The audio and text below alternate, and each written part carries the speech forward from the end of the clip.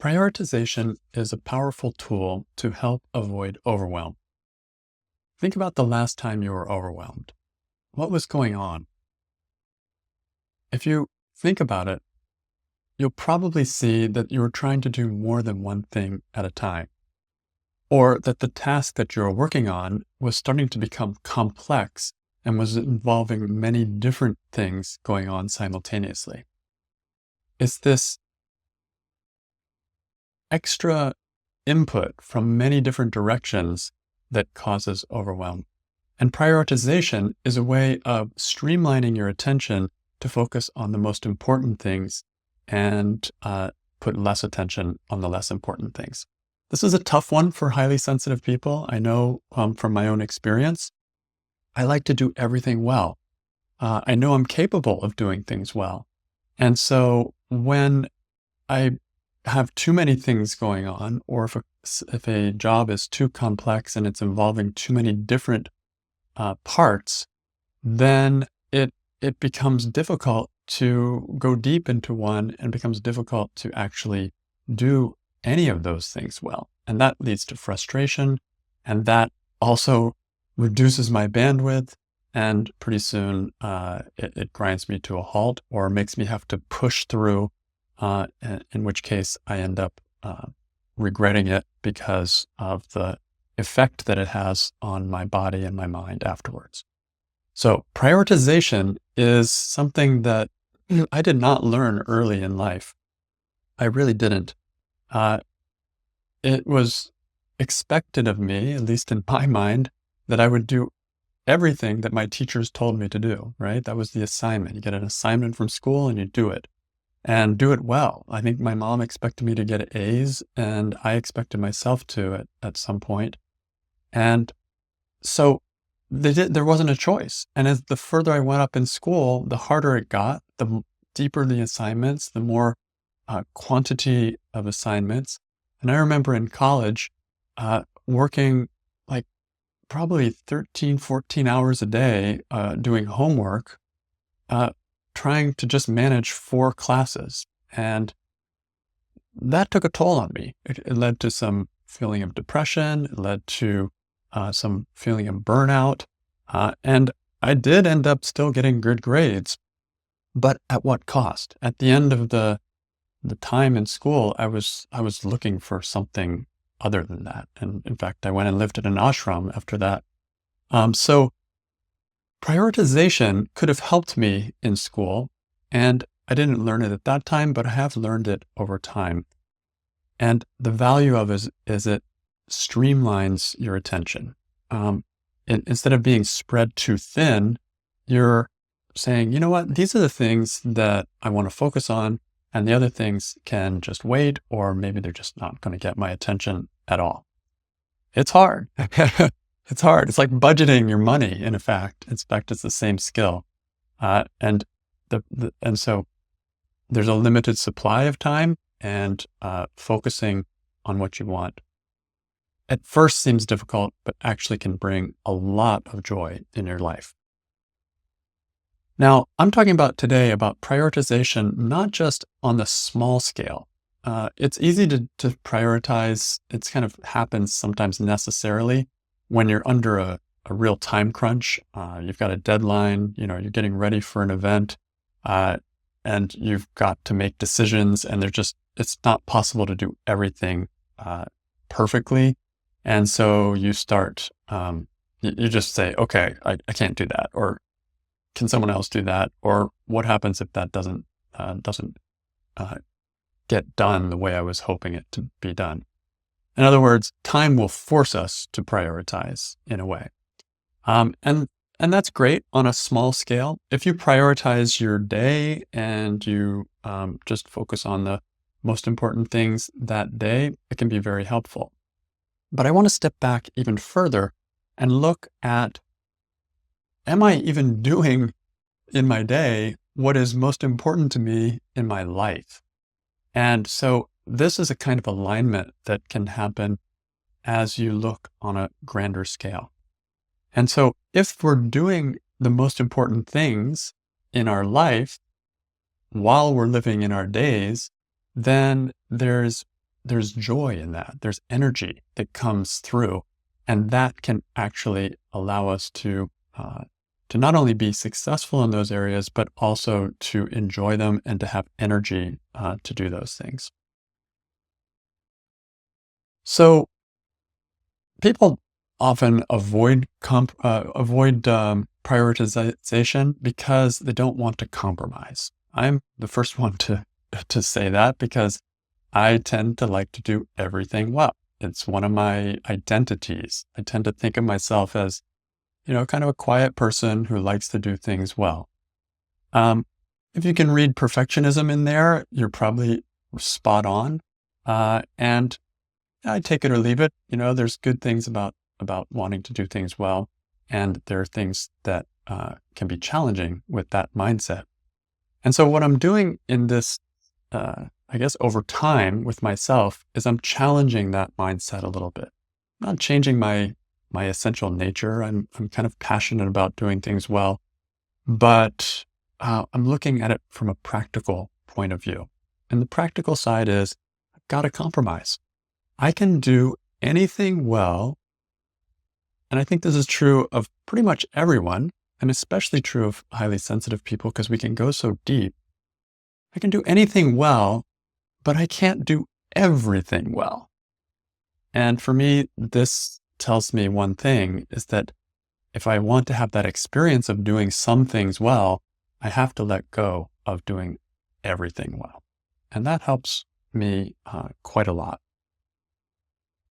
It's not all or nothing though. Like if I'm saying, okay, well, if I can't do everything well, then I'll just do one thing well. And yeah, that's probably not a bad thing, but you can take it too far and become like too focused on one thing, like to the complete exclusion of everything else. Like workaholism or that kind of thing, where you just threw everything out of balance. You're not even eating or something, or not even socializing at all, or doing any kind of exercise or things like that. There are different parts of life that have to be balanced, but it's a question of what are the priority for the main ones that you want to focus on so that you can get the best experience out of those and have the others be supporting. So I go back to the school analogy. For me, that works really well. I was always trying to get A's with everything. I wanted to get 100%, wanted to do as well as I possibly could on every assignment. And that was stressful because there wasn't enough time to do that. So the way I start to think of it now is there's some things that I want to do A work on, and there's some things that I actually set out and plan to do B or C or even D work on, or even F work, failure. Like I actually make it my intention to do lower level work on those areas because I know that it's a compromise. And if I try to do A work on those areas, I will not be able to do A work on the most important areas, which I would like to be doing it on. So the beauty of this kind of compromise, even though it can be challenging at first, is that it allows you to focus on basically one thing. And that's where HSPs thrive. When you're just focused on one thing, you can put all of your attention into it. You can look for connections. You can go deeper into it, and it can be very satisfying. And it can also end up giving very good results.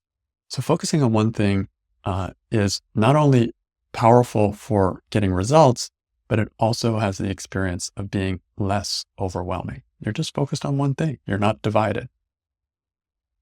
So how do you start to identify the biggest priorities in your life? Like, how can you do this on a practical level?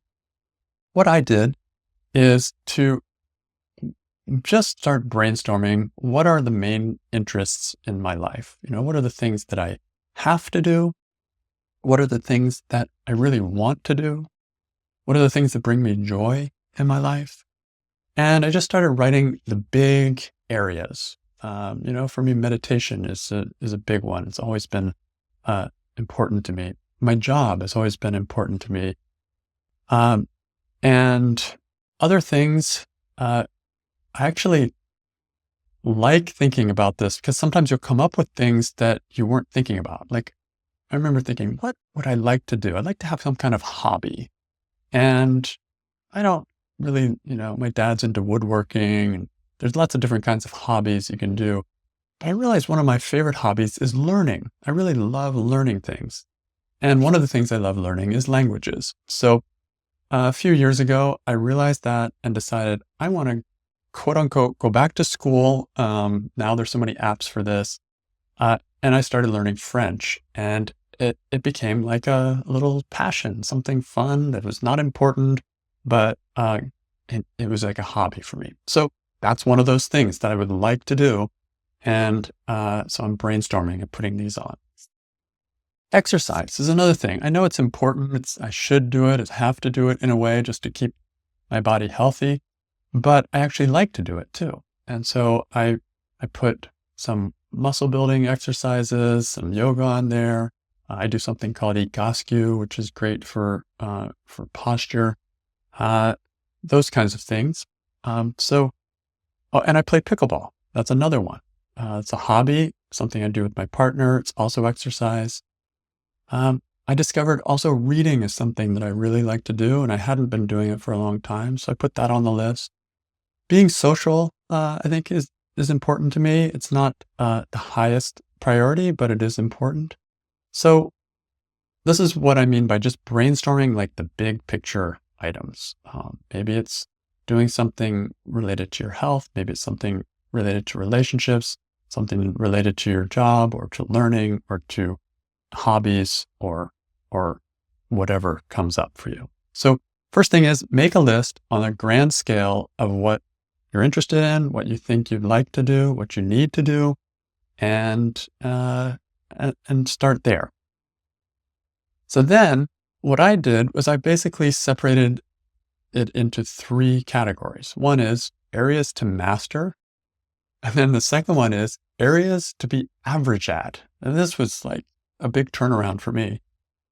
Like I'm actually striving to be average at some things. And then areas to not do. So if you've been brainstorming about things that you really want to or have to do, you may find that there's not as much that you want to not do, but it's good to have that category because you may need it. So then start putting the activities in these categories. And for me, like meditation went right into the area of areas to master. My job also goes in that area. And I put French in there as well because I really want to master it. I'm willing to put in some time every week to do that. So then that leaves a lot of things to where you could say I have to put those in the category of areas to be average at.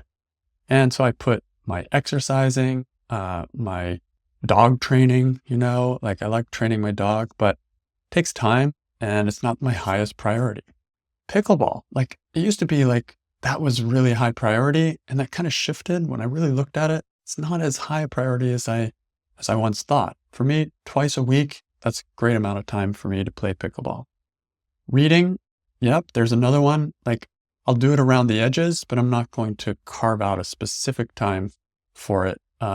It's not as high a priority. Being social, same thing. I like being social, but it's not the highest priority.